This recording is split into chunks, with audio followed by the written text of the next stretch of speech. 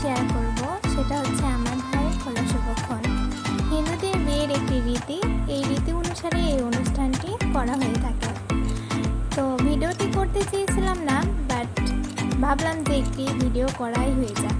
তো দেখো আজকে আমি এই অনুষ্ঠানটি কীভাবে করা হয়ে থাকে সেটাই আজকে আমি তোমাদের দেখাবো।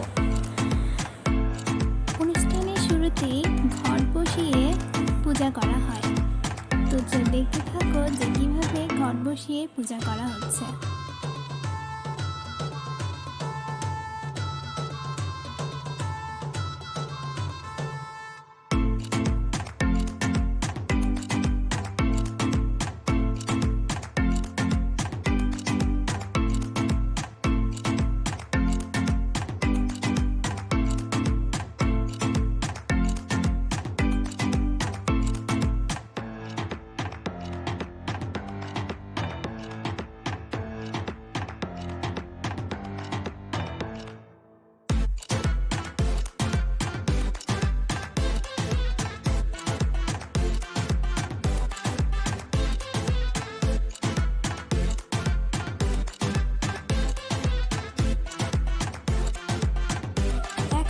হিন্দুদের বিয়ের রীতি অনুসারে খই ভাজা হবে, এটাই হলো উৎসবের মূল।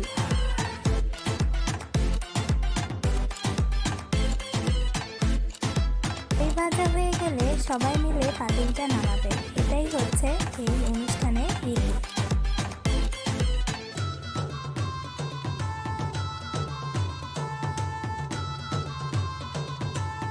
ভিডিওটি শেষ পর্যন্ত দেখার জন্য তোমাদেরকে সবাইকে ধন্যবাদ।